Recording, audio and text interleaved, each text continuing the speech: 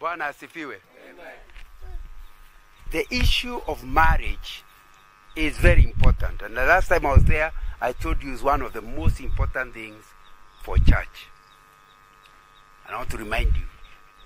3 reasons why marriage is important. Number 1, there is something called biological church growth. And the Muslims have taught us about it. They are saying that in about 30 years, actually less than, I think they say 25 years, the president of France will be an Arab. And they're not going to preach to the Frenchmen, just their children, and ensure they go to the mosque. Then the president will be French. So in any church that is serious about evangelism must be serious about marriage, so that we have biological church growth. Because the assumption is that in a couples meeting like this, parenting is well discussed.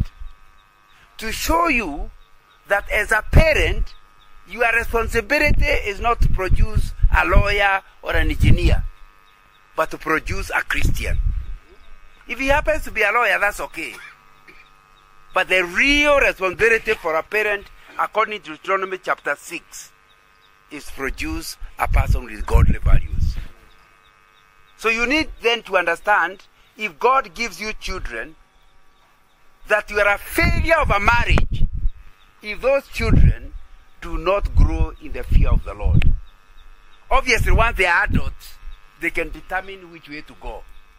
But before they leave your home, they must be people brought up in the fear of the Lord. Not because you tell them to obey God, but because they can see the parents obeying God. That's why the topic of marriage is so important. Biological church growth. Number 2, that anybody with a bad marriage is unlikely to be good in ministry. You may be a pastor, but if there is trouble in your marriage, it will soon show in your ministry. Am I right? So you need to understand that it matters. You know, when I retired, my wife says he married an old man because she's still working. But me, I retired 16 years ago. Because in our time we were retiring at 55 and I'm over 70. You can calculate, isn't it? So, when the party, I used to work for an old company. When they threw a farewell party at Carnival. And people were talking, and we were with my wife. And I told them, it's a pity that Cheryl does not pay wives. Because I only performed well in Cheryl because of the kind of wife I had. They did studies in I used to work for Cheryl and BP, although I was earning one salary. But I still remember reading a magazine from BP that said a study had been done about stress among the executives. And they discovered the stress among the executives is actually not from the office, it's from the home. In fact, psychologists tell us the biggest stressor ever measured is divorce. If people are facing a stressor, nothing bigger than that. What does that tell you? That if you are having trouble in marriage, you will not be good in your business. You will not be good as a professional. Am I communicating? Yes. So when the church puts effort to help marriages, they are helping kujenga nchi. Because it means the people with stable marriages will be better professionals. But even more important, they will bring people to the kingdom of God. Now, not biological church growth, but out there, they will make an impact for the kingdom. Are we together? So we need to put emphasis on marriages if we care for our nation and if we care for the society we happen to be in. Thirdly, and importantly, marriage is important because of personal joy. I started with that too. That people in the office can be telling you how wonderful you are, only for you to come home and your wife asks you, you think you're a man? Now, It doesn't matter how many men have told you how wonderful you are, or even women. If you're a Christian man, you are finished. Am I right? But to come home after stress in the office, serious stress in the office, and then you come home and you find a home where you are well received. All the stress is gone within an hour. Am I right? So for your personal, selfish reason, you need a good marriage. In other words, not for your wife's sake, for your own sake. When your wife is unhappy, you are just following. You know they say when you see somebody else's hair being cut, it starts making you sweat. Are we together? So if you come home and your wife is unhappy, prepare for an unhappy night. Am I right? And it's the same thing with husbands. So it means if you are able to talk about marriage, we are going to talk about contentment and satisfaction and a good life. It all starts from there. However, my wife has emphasized something very, very important. That the truth is, the real source of joy is knowing Christ. Because your wife can decide to just be difficult. Or is it your husband? Which one is it? Husband or wife? Husband. Whoever it is that to be difficult. Totally impossible to live with. But the moment you know Christ,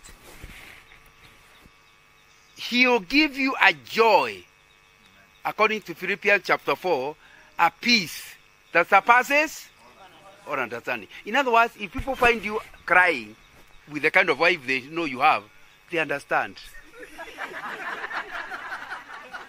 But when they come and find you joyful, that is joy beyond understanding. And it only comes when you, not us as a couple, you as a person, learns to know and depend on God.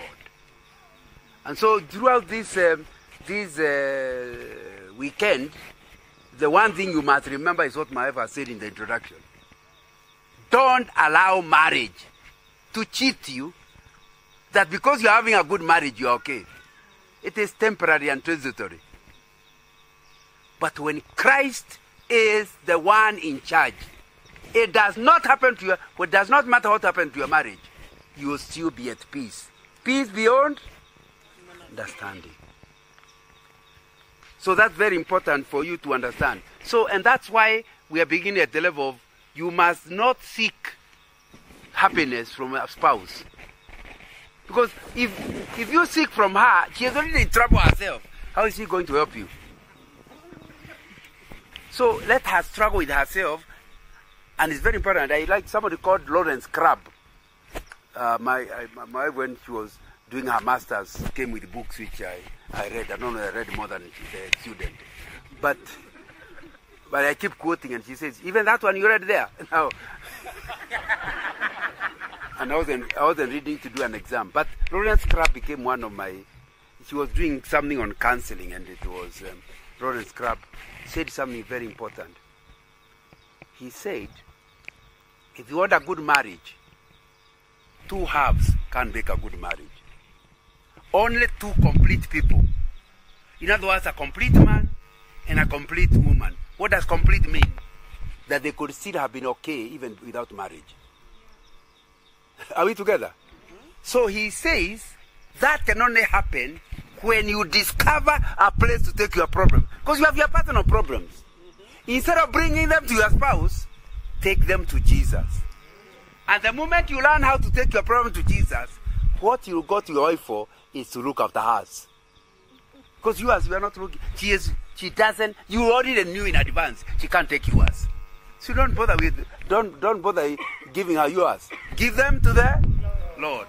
The moment the Lord has taken them, you come free to serve. Can you imagine what will happen to marriage like that?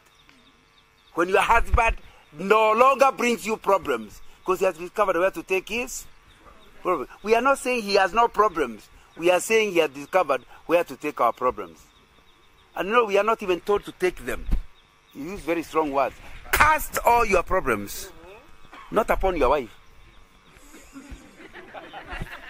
but upon Christ, because he cares for you. So I thought that is something we need. So the greater, tonight we are talking about friendship, but the greatest friendship you must look for is a friendship with Jesus.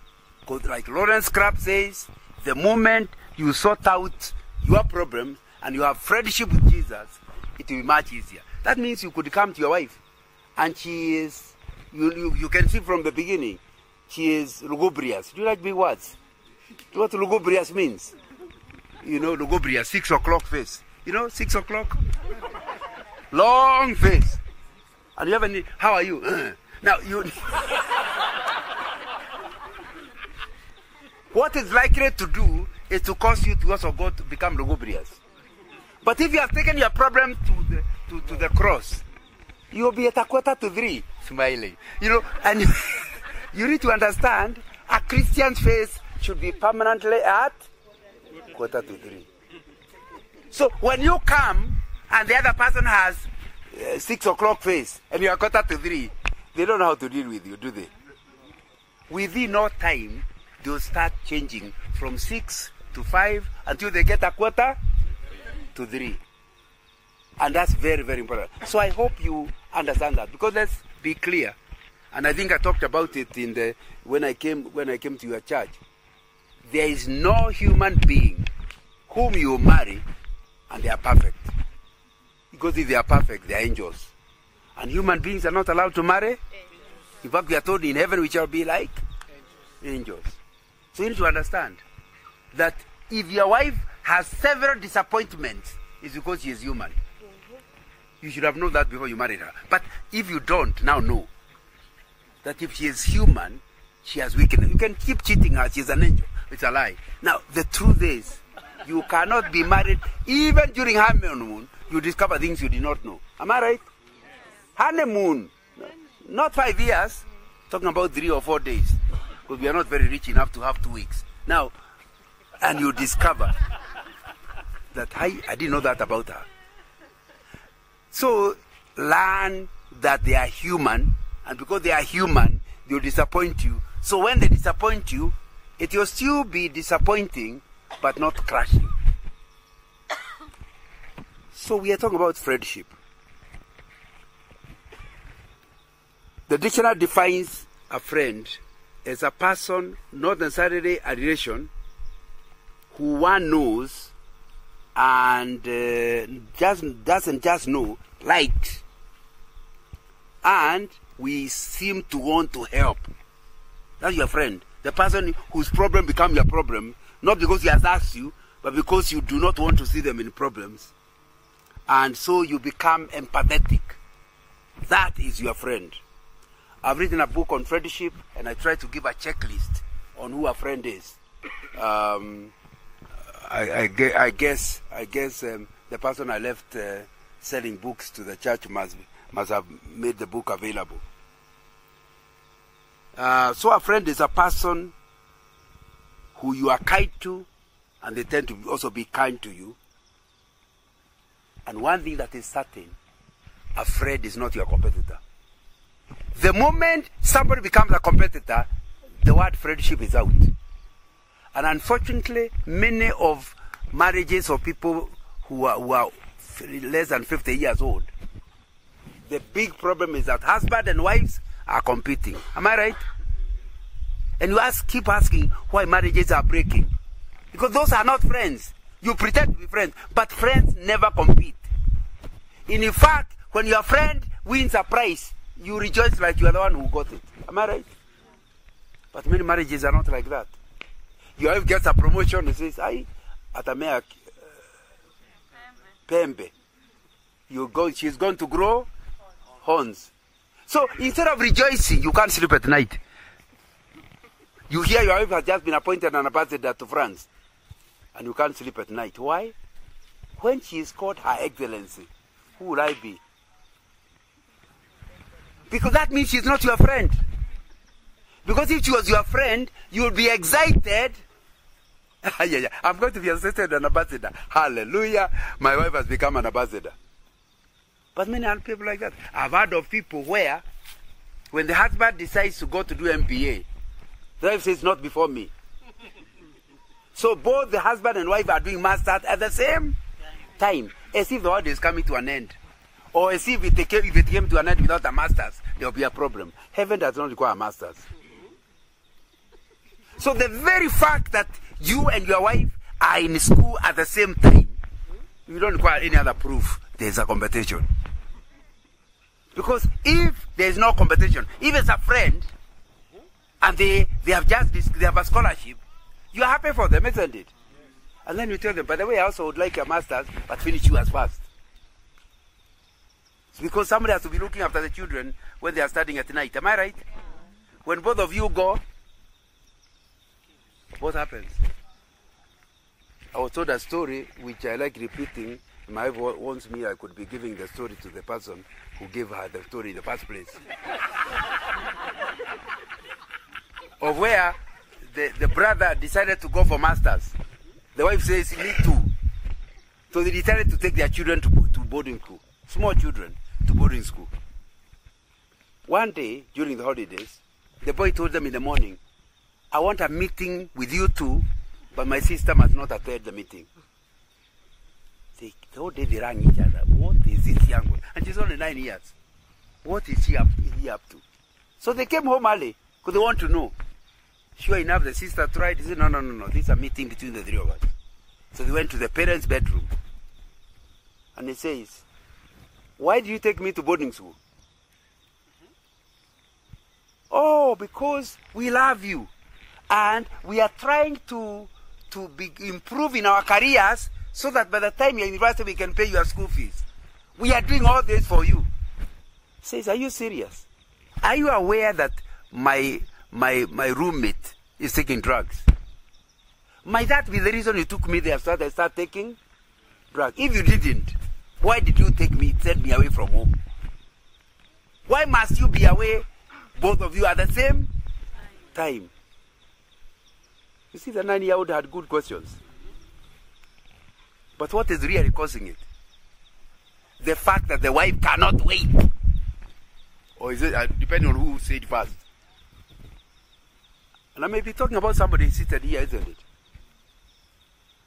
Marriage is not for competitors. Marriage is for friends. And once you are friends, one sign that you are friends is that you are happy when the other person does well. So when you feel like catching up with them, you want to, now there is a problem. My wife taught in Moi Forces Academy just around the time of the coup.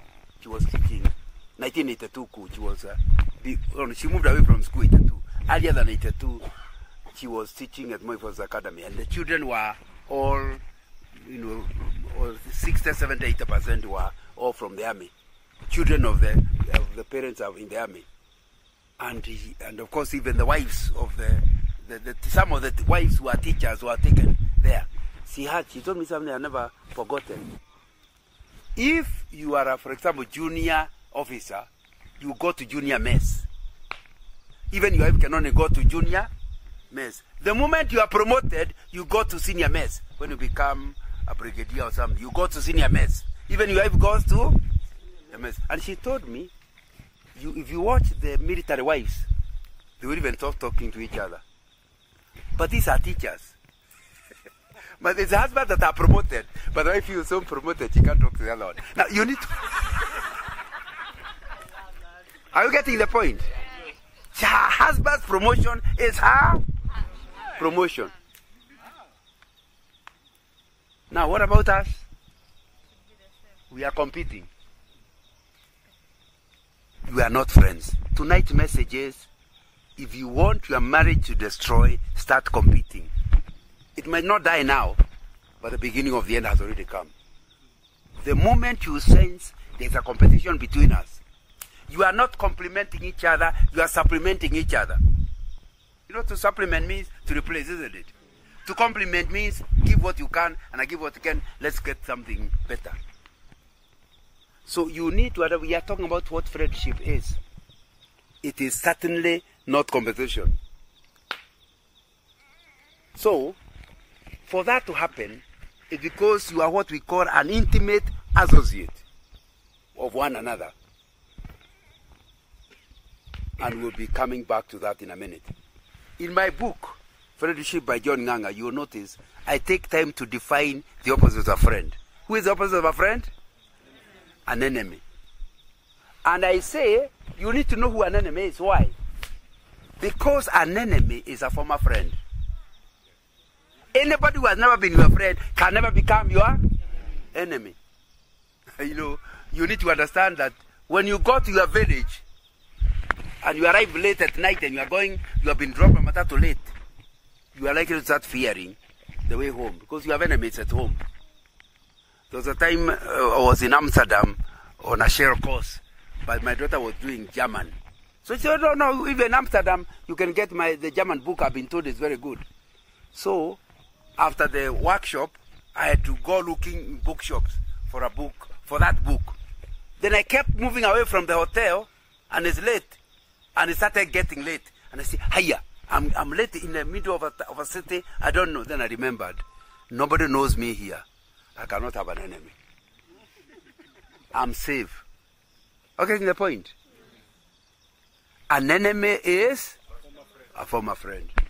And that's why I'm told by the police, if a man dies, the first suspect is a wife. The first time it happened to a friend of mine, where the wife died, and he was coming home and found her shot dead near the home. He rushed her to Nairobi Hospital. And in Nairobi Hospital, she finally died. You know, they are busy moving the body to the mortuary, whatever. And the police inspector came and said, by the way, when you finish, I would like to talk to you. But what? No, they just finished first. They took him and locked him up. And I said, how unfriendly. The children are left alone. That's when the police told me, there must be motive for every murder. And the one likely to have a motive is your former friend. And the deeper the friendship, the deeper the potential enmity. If you are just acquaintances, even the enmity will be acquaintance level. If it's a marriage and you become enemies, they are very serious enemies. So you need to understand, do not allow your friendship to cool because you are trying to promote an enemy. Am I communicating? Yes. So that's why you must work on your friendship. Having made it, you must stay with it. Otherwise, it doesn't just cool down. It creates enemies. The people who are likely to talk badly of you. Your former wife hears you, people saying how well you are doing. What? He is an animal. Now, nobody asked her. Am I communicating? So it's important to understand that there is no marriage without friendship. It will not be a good marriage without friendship. And you cannot just allow friendship to happen. And I will come back to it in a minute. Let me read a few verses of scripture. Proverbs 27:6. Wounds from a friend can be trusted, but enemy multiplies kisses. Proverbs 27:17. As iron sharpens iron, so one man sharpens another. What is that saying? A friend can say something embarrassing about you, but you are likely to forgive him. People say love is blind. That's not the truth. Love is forgiving. You suspect for Nganga, who is my friend, to say that, it might be true. When an enemy says you, even when he's telling the truth, you don't believe him, isn't it? So that's why a friend can say something that embarrasses you, but they start forgiven until proved otherwise. Obviously, it's a very important thing in friendship. In other words, you accuse the person, when they finally come, you discover they really had no good excuse. Now get annoyed properly. You know, some of us get annoyed when it's not proper. If your wife is late, you start imagining, oh, she doesn't ignore me, she doesn't like me, whatever. If you know that, you'll be boiling. By the time she comes, you've already suffered for 2 hours. Then she only tells you, by the way, I met your mother and she was going to hospital. I decided to take her to hospital. How is it? My mother is feeling her. You have forgotten it, but you have suffered for 2 hours. Why not the other way around? Because she is a friend, assume she can never do it deliberately. Therefore, there must be a good reason. In fact, you start wondering, could something bad be happening? When she finally arrives, she tells you, by the way, I met my Form 2 classmate. We loved until I forgot. Now get annoyed properly. But then she'll apologize and to be shorter, isn't it? Yeah. So that's why friendship is so critical. Because when you are friends, it does not mean you don't annoy each other. But it does not hurt the same way. Because love is blind means love is forgiving. And I think that will be important. So the wounds of an enemy. In other words, he has caused you a wound. But it's even better than the kisses of an enemy. And then, when you have a good friend, your output goes higher. That's what Proverbs 27 is saying. As iron sharpens iron, so one man sharpens another. In other words, if you have friendship with your wife, and I talked about that in my introduction, you become better. He is a person who can be frank with you, who can tell you the truth about yourself. And because you know they have your back, you will believe them. Therefore, you are likely to improve. And that's really what friendship is about. And that's why God created people to be friends in marriage. You know, marriage is not our idea. It's God's idea. You know that. Because He knew with a wife, you'll be a better man. With a husband, you'll be a better woman. We shall all be better people in ways when we live a life of loving and befriending one another.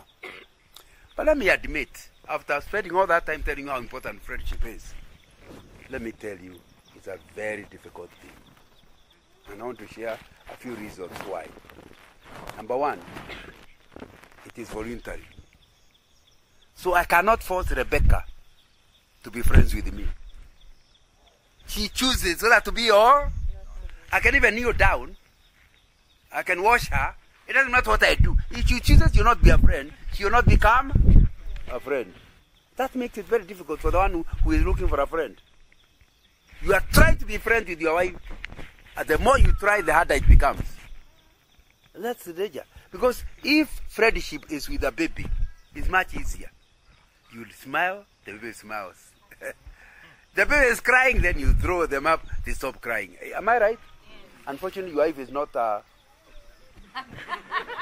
baby. Some of you receive my 2-minute meditation every morning. Am I right? Now, and I'm currently talking, I'm in Genesis, and I'm talking about marriage. And this week I've been emphasizing, first of all, last week I dealt with only adults marry. So your wife cannot be a child. But the Bible does not allow child marriages. It's a woman and a man who marry.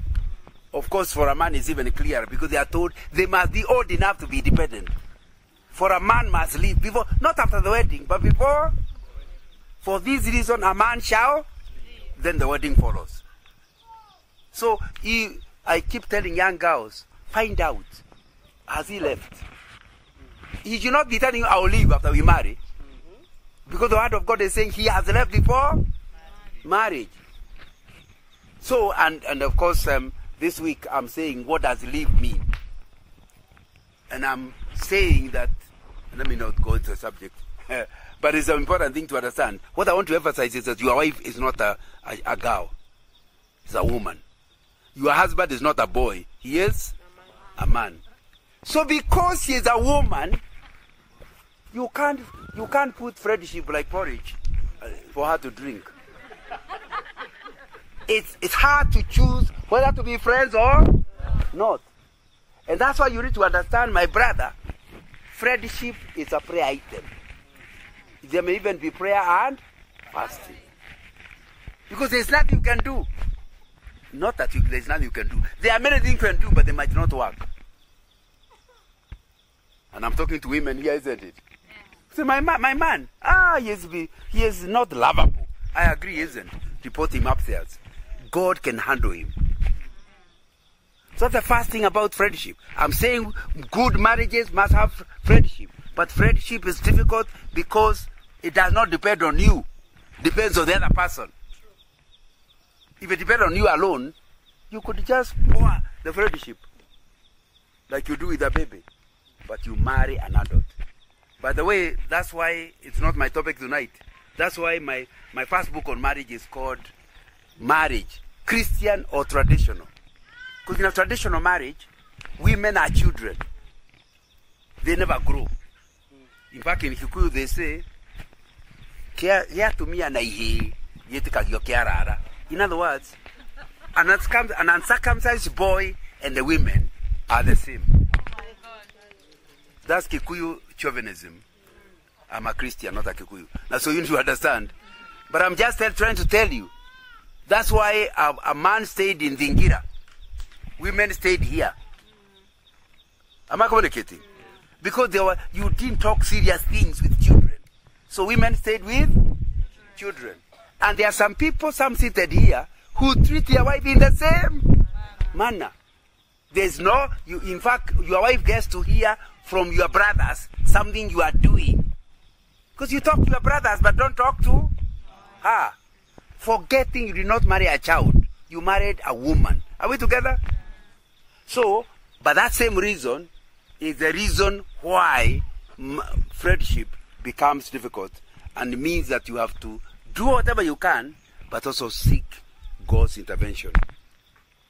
Because power is tilted to the target of your friendship, not to your side. Number two, why friendship is so difficult, even in marriages, but even other places. It is not automatic. You know, you wish it was automatic. I pronounce you husband and wife. Bah! You become friends. Doesn't happen like that. Doesn't happen like that. It is not automatic. In fact, it's not necessarily, your wife is not necessarily your friend. You can produce a marriage certificate to prove she's a wife. But friendship, many women are not friends with their husband. What is worse, in a traditional marriage, women are not supposed to be friends with their husbands. It's not expected. In fact, when you look for a strong friendship word, you don't use it for the opposite gender. Like if you are from Meru, a real close friend is called Mushora wa Amara. You know, friend of the intestine. Ask the Mumeru, can you say that about another man? No. Another woman? No. It is two men are the ones that are so close, they are Mushora wa Amara. In Kikuyu, when you talk about Dogo, you know there's Murata and Dogo. Dogo is deep. You never have a woman and a man having Dogo. Dogo refers to another man. Am I communicating? And I've tried to, when we have been running marriage seminars, for that years. And one thing that is certain, we haven't found a tribe where you are expected to be friends with your wife. So when you have a when you are not a Christian marriage, as soon as she was a friend before the wedding. After you have married her, she ceases to be a friend. Now she's a woman, not a friend. And that's why non-Christian men now go to look for dogos. Because they have lost a friend. In fact, they wish they never married them. Because as long as they were not married, they were friends. Now they are women. Am I communicating? Yeah. So you need to understand that tradition can cause challenges in marriage.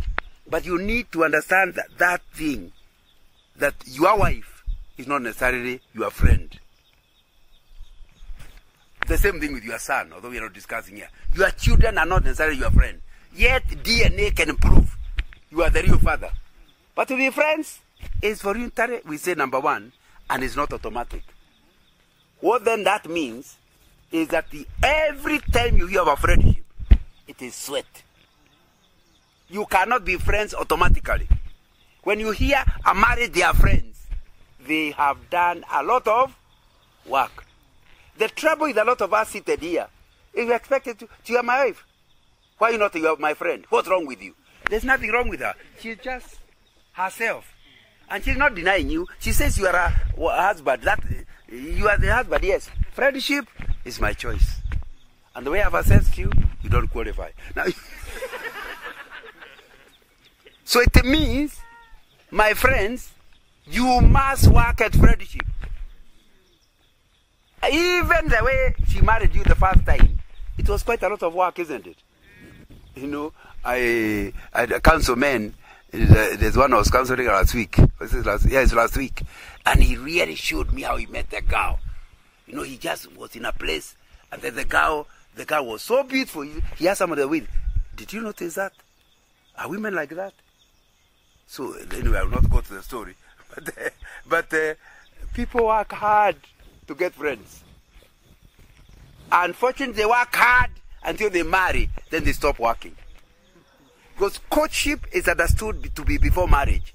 Not understanding, courtship of marriage is light. Courtship before marriage is light. The real courtship that matters is courtship in marriage. And it's continuous.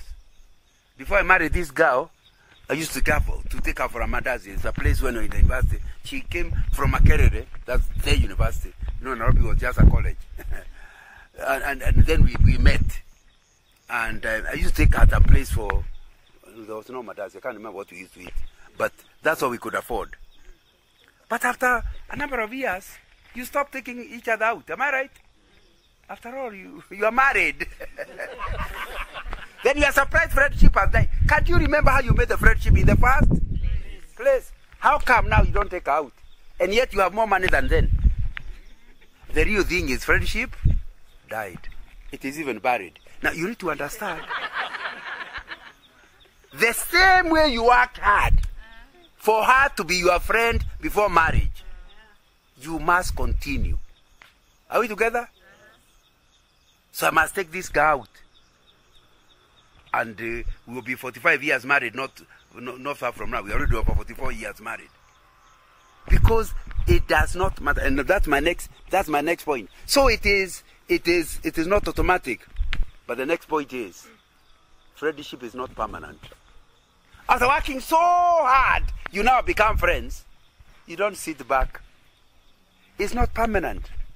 You can be friends season 1, let's say the season before a baby comes. Then the baby comes, and like my wife is telling you, you look at that baby and you feel, this is me. The husband can wait. Now you need to understand. And all the friendship you have worked so hard is gone. Because your wife now has a proper attention to some small baby who is your competitor. Now you need to understand. You need to understand, only hard work can make her stop looking at the baby to look at you. Am I communicating? And of course, some women are foolish enough to just ignore. Then the guy gets used to being ignored. When the baby is now big, I'm coming back to who? You lost him.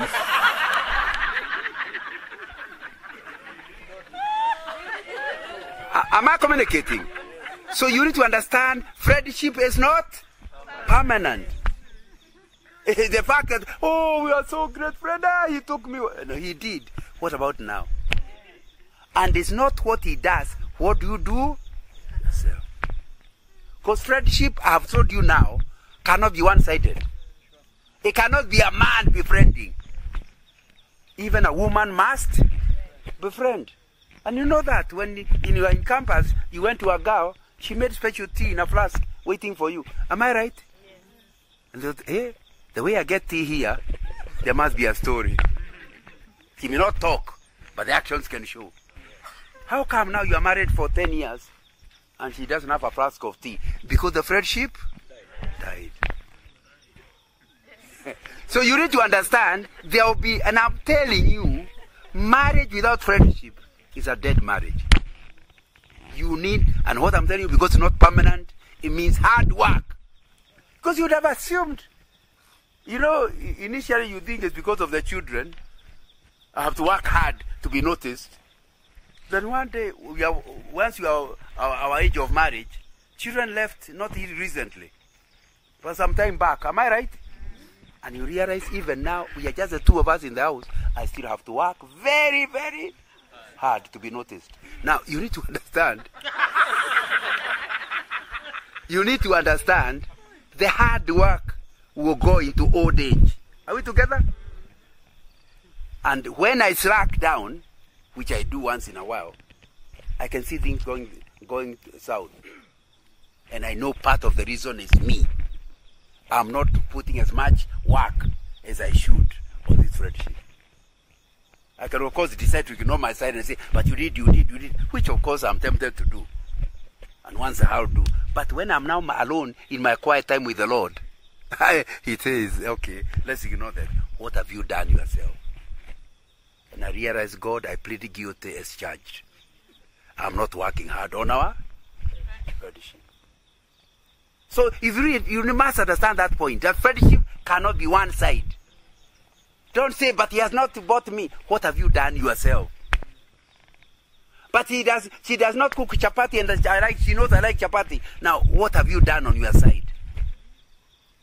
That friendship, what friendship is all. So it's not permanent, and we must understand that. So yesterday's friend could be today's enemy. It's not permanent. My next point, which makes friendship difficult, is that it requires investment in a scarce resource called time.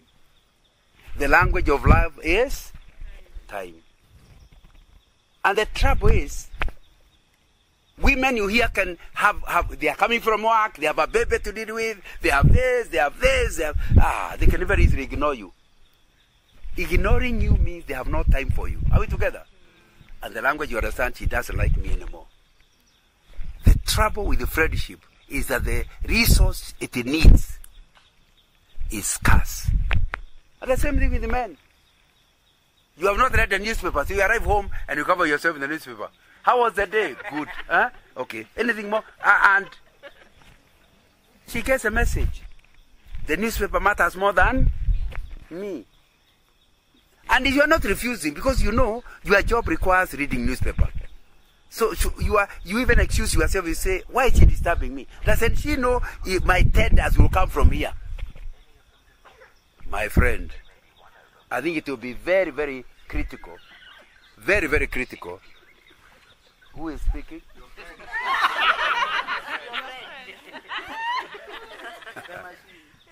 The machine. It's very important to understand that issue. That you must, the thing to communicate friendship is investment in a scarce resource called time. If friendship is to last, you must forever allocate time to it. You know, I keep telling people that I'm very disappointed with us because we have copied white men on many things that are wrong. Or on good ones, you don't. When I was at Alliance, because maybe I was a Christian boy, many teachers used to use me. John, can you come to do your homework in my house? Because we will leave the children asleep, but you leave with something just in case they wake up. And then we'll leave something. They used to leave me biscuit and chocolate and all the things a young man would want. So I didn't mind going there. And the children never woke up. I cannot remember even once the children never woke up. Where were they going? They used to call it Nairobi. By the time I went to high school, 70-80% of the teachers were white. So they used to go to Nairobi on something they used to call a Nairobi evening. That means you move from Alliance to go to a restaurant in town one night per week. Despite these were young people using the Commonwealth Development Program for assisting developing nations. So they were young people. So they were having young babies. But a baby did not stop them going to Nairobi evening. And wow, these people. You can leave your baby because their house girls were not staying. They were only there in the day, then they go. So somebody needed to be left in the house with the baby. You will not carry the baby to the outing. It's one-on-one. What about us? Baby comes, that's the final head of evenings. Am I right? Yet you can leave your baby to go to work, but you can't leave your baby for your boyfriend. That means work matters more than your husband. Am I right? Yeah. If the baby never died for 9 hours, what about adding 2 more?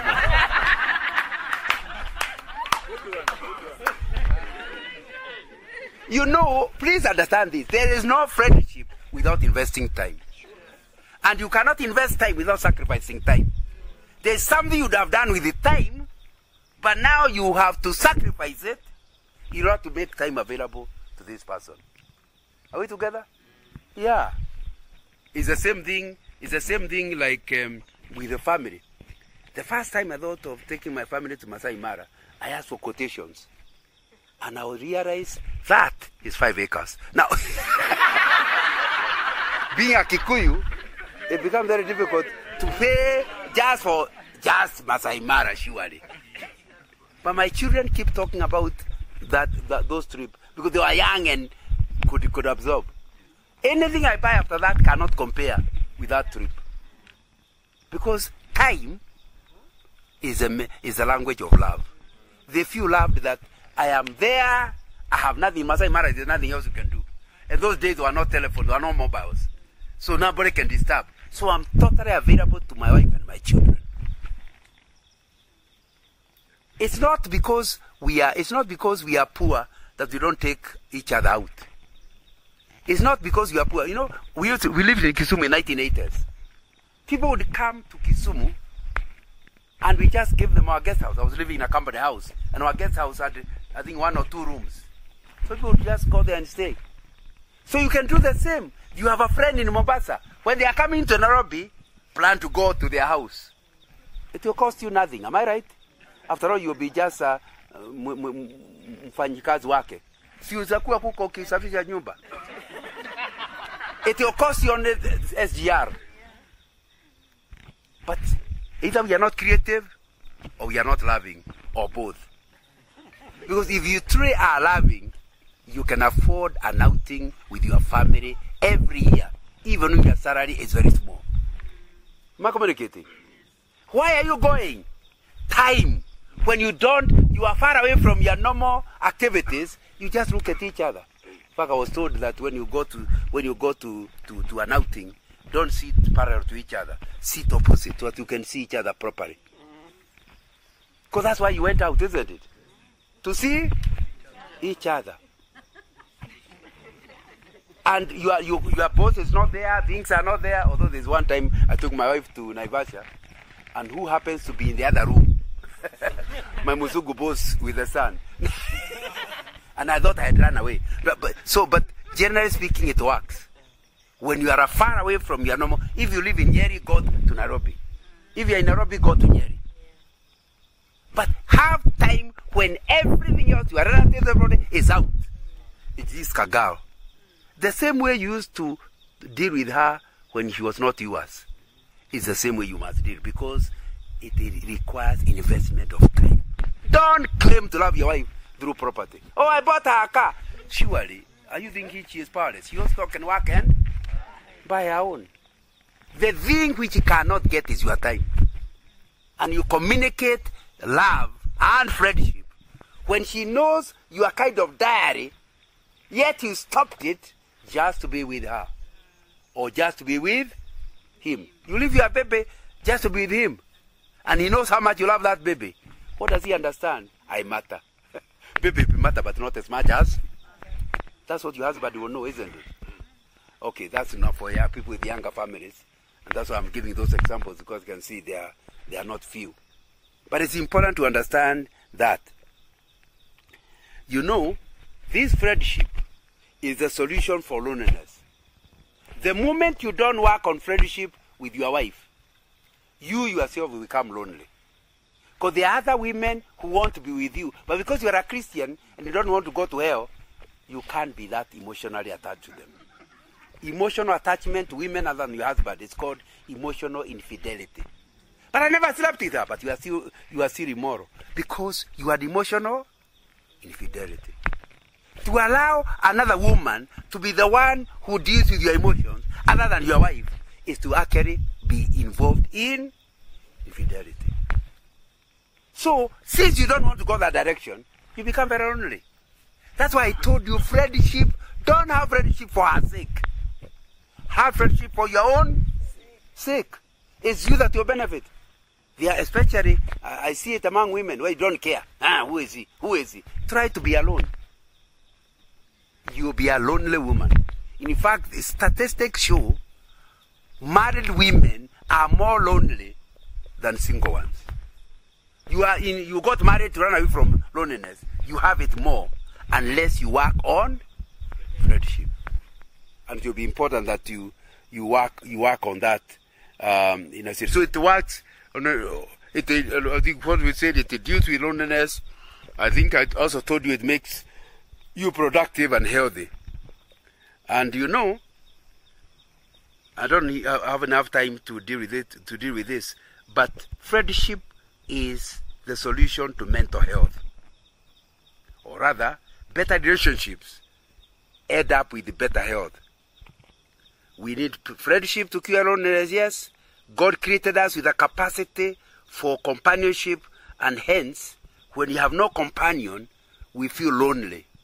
The first disease that was ever seen was, before that everything was said is good, is good, is good. When did God say it's not good? That's the first disease. You know, disease means out of ease, isn't it? And nothing has changed. If you don't work on your marriage, you have a disease, and it will give you a lot of trouble.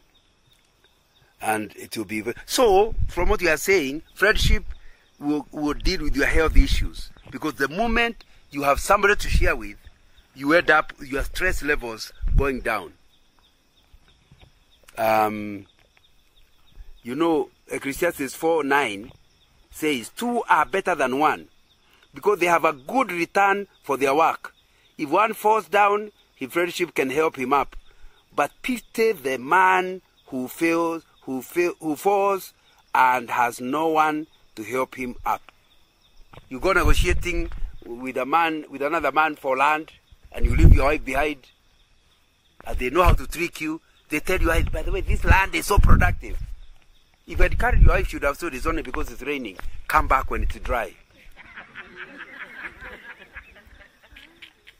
Are you getting the importance of this friendship? And it's very important to understand that and understand their benefits in it.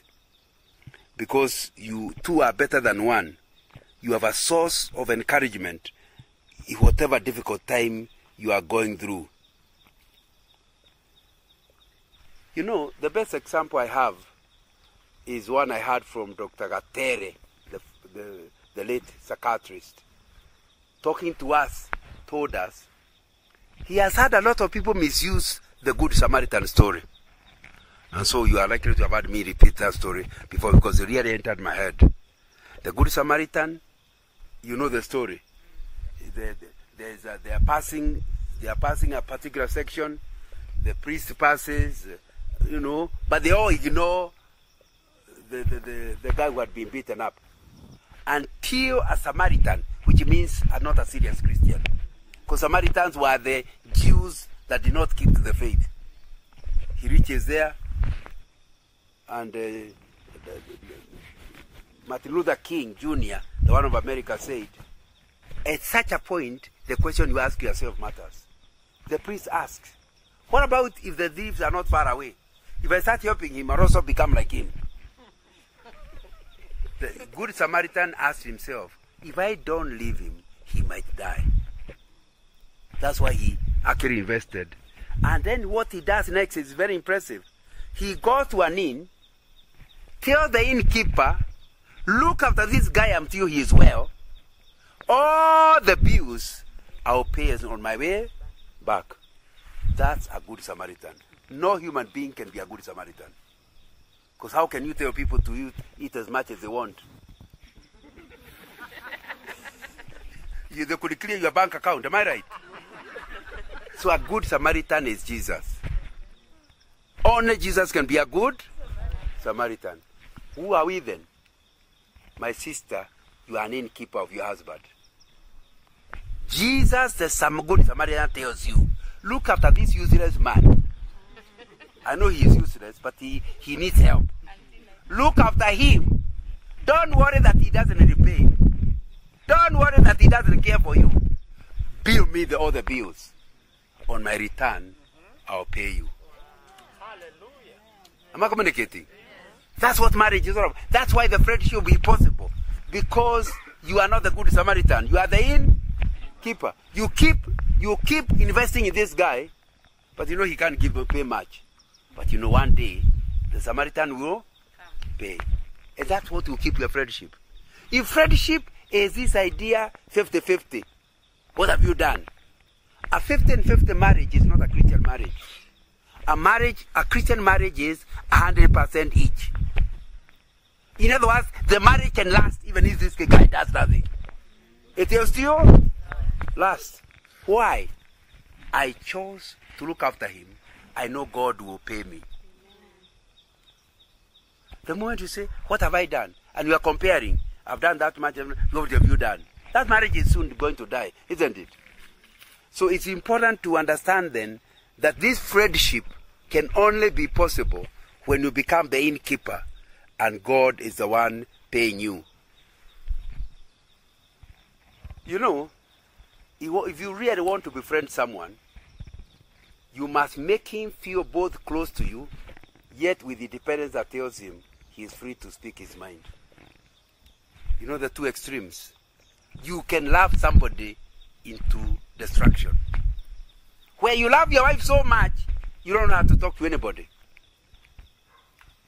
In fact, I tell young people, if you see a boyfriend like that, run away from him as quickly as possible. True love means you can allow your wife independence. And she can do things you don't agree with. Because you love her. And I know now you are going quiet. But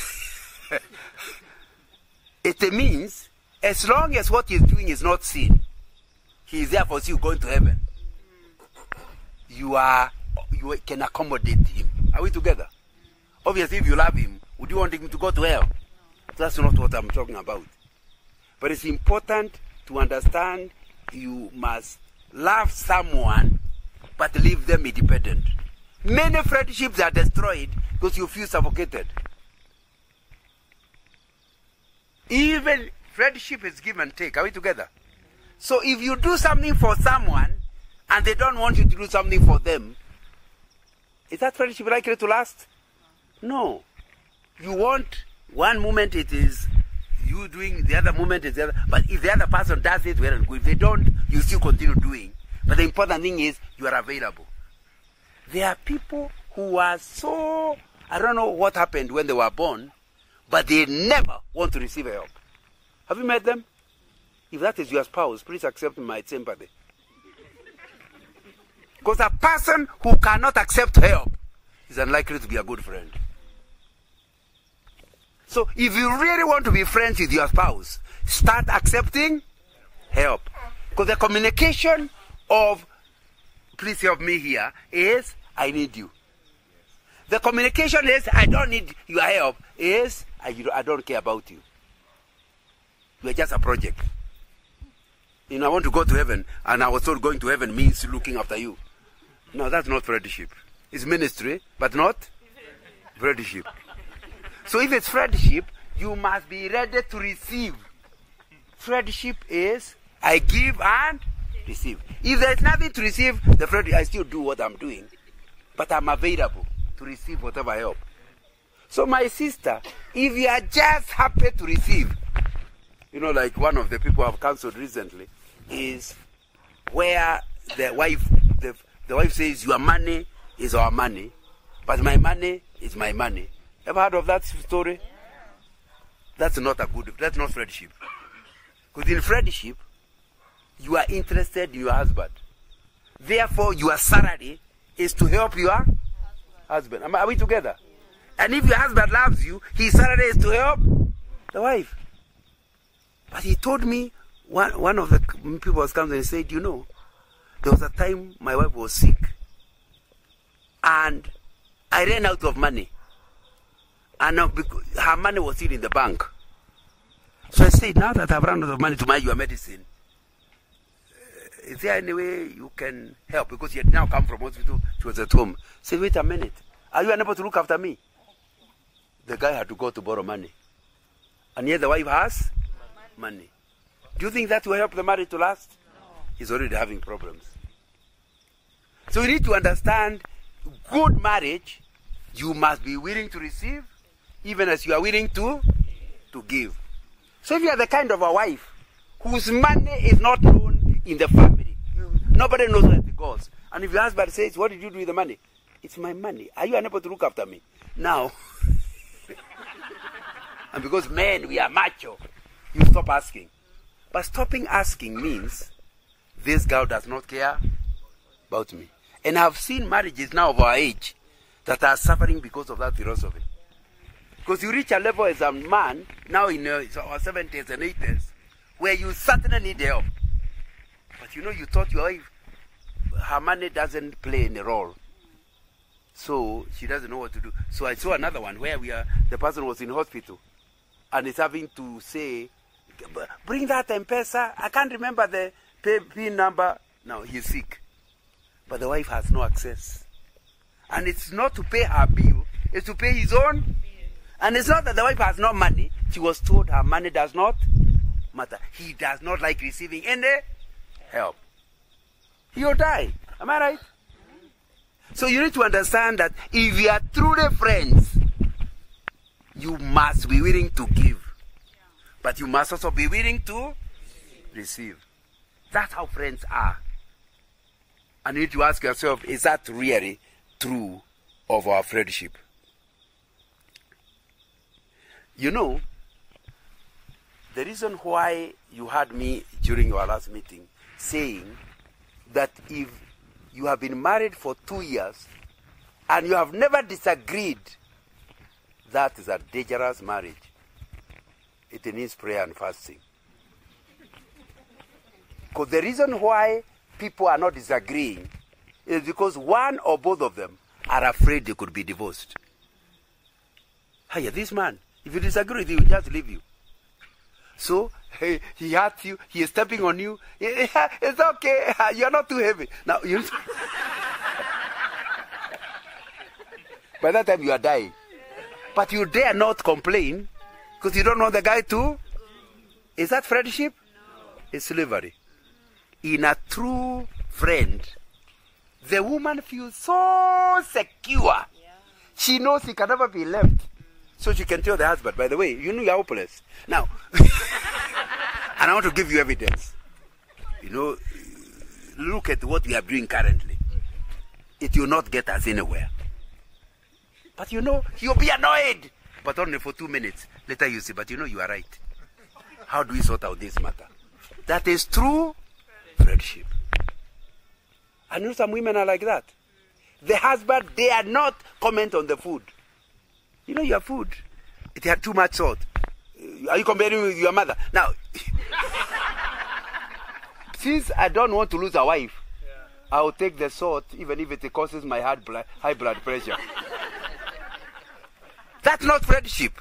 Friendship means to be so secure, I can tell you off at no risk. I know you still love me. Even after I've told you off.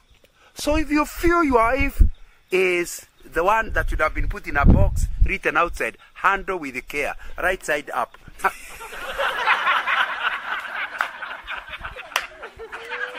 You don't have friendship. You don't have friendship. Because friendship means you'll be willing, you are so secure, you can tell her off. You can tell her that food, your ugali and soil, they are similar. But you know, me, I used to cook in our house. From now, I'll be the one cooking the ugali. Because you are friends, isn't it? So, the visitors don't come to the kitchen. So just invite me to the kitchen, just the time for ugali. They will not know I'm the one who cooked. Those are friends, isn't it? Because you are willing, if somebody pretends I'm enjoying ugali, and actually it is soil. Now you need to understand, she's not giving you soil willingly. She doesn't know how to cook ugali. So it's important to understand that what we are talking about is that ability of loving someone and communicating security to the extent they can tell you off. Even the benefits I was talking about are out of that. You know, the words used in your communication also, I told you time shows friendship. I've also told you that ability to receive help shows friendship. Thirdly, I've told you ability to be criticized without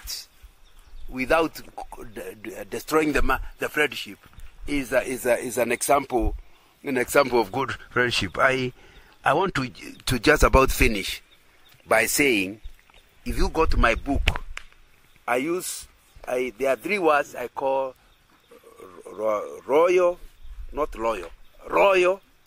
friendship words. The word sorry, the word please, and the word thank you. The language you use can build friendship or destroy it. Those of you who never say sorry at any time are destroying your friendship. Those of you who never use the word please are destroying your friendship. Those who never say thank you are destroying your friendship. Those that are using those words are actually building it. When you go to my book, you'll see why the word sorry is important. The word sorry communicates to your friend they matter, and you are very sorry. You are feeling their pain for what you did. And in fact, when you love someone, even if they accuse you of something you haven't done, you say sorry, not because you have done anything wrong, but because you can see their heart. Later you can sort out what really hurt them, but to see your friend hurt you. Are we together? So I'm so sorry, I'm so sorry, I'm so sorry. And you don't start saying, but really, what's wrong with you? Are you being a baby? Now, if they are hurt, isn't it? Even if they are hurt for the wrong reason. The word sorry communicates to the other person that they matter. And they matter so much that you cannot be comfortable until they are. You know, that's why they say in 1 Corinthians 13, verse 5, love is not easily angered. It keeps no record of wrongs. So, you are willing to say sorry, and the other person doesn't rub it in. Yeah, we better say sorry. Hopeless guy. Now, you feel very nice because it was not compulsory for him to say sorry. Yeah. So the fact that he's willing to say sorry should get the friendship going, isn't it? This guy cares for me. For him to say sorry, he really cares for me. So the first thing he communicates is you care. Number 2, what it communicates when you say sorry to someone is that you want the friendship to continue. You are not only sorry that they are hurt, you also you feel there is a risk in losing a friend. And you do not want to lose a friend. When somebody hurts you, whom you don't care, you don't even listen to their being sorry. But sorry means, I do not want this. I know what I've done may make me destroy this friendship, but I really, really do not think you should. Please forgive me.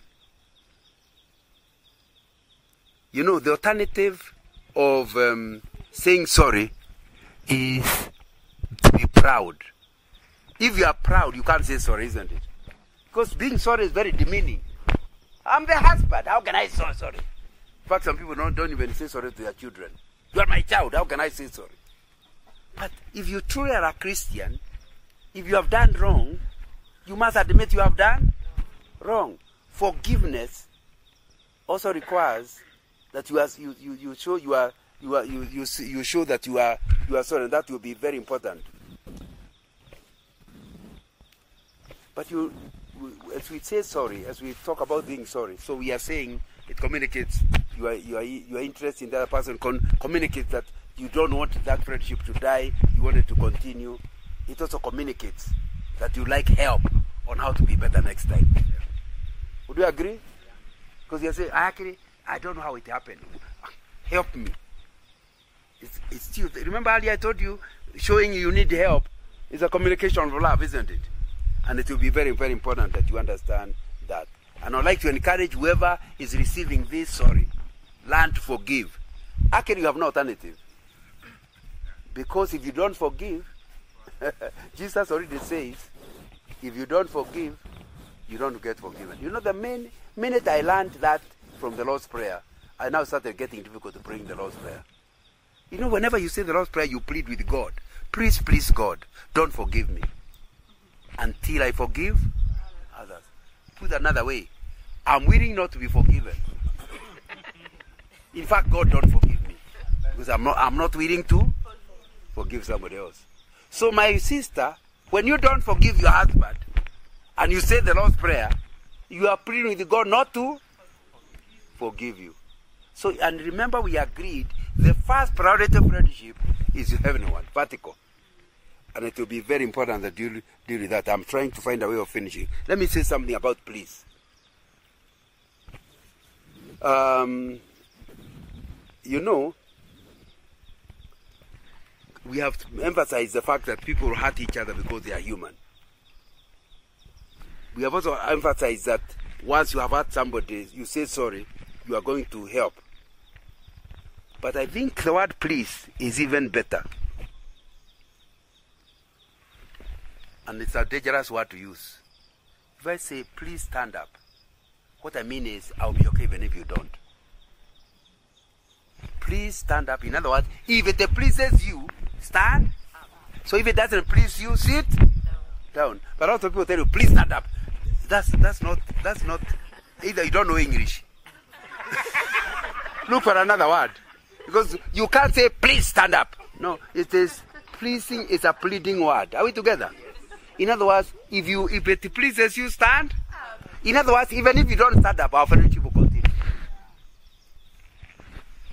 Darling, please make tea for me. Means, even if you don't make the tea, I'll be okay. I'm sure some of you will stop saying please. But the fact that somebody, instead of demanding, is pleading with you on something he could have demanded, what does it communicate? Friendship. Are we together? So the word please means you are so important, I do not want to disturb you. You are so important, I do not want to force you. Like if you are going to the president, Ruto, you can't start ordering him around, can you? Everybody who goes to him says please. Not even, and they mean it, by the way. Because they know whatever side he is, especially when it's not near an election, whatever he tells you, there's nothing to do. So, when you learn to tell somebody please, and they understand the word please means, they are free not to do what you are saying. What it communicates to the other person is that they are big. You don't tell please to a junior.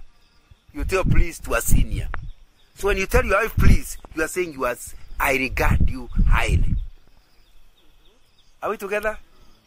And it will be very important to understand the moment you learn, although I have to correct myself quickly, it's not the word please. Because some people were taught by their mothers to say please. If somebody is saying please, but you can see they don't mean it, it won't work. It has to be please from the heart. In other words, you can see from the face, from the angle, you can see clearly this person is pleading with me.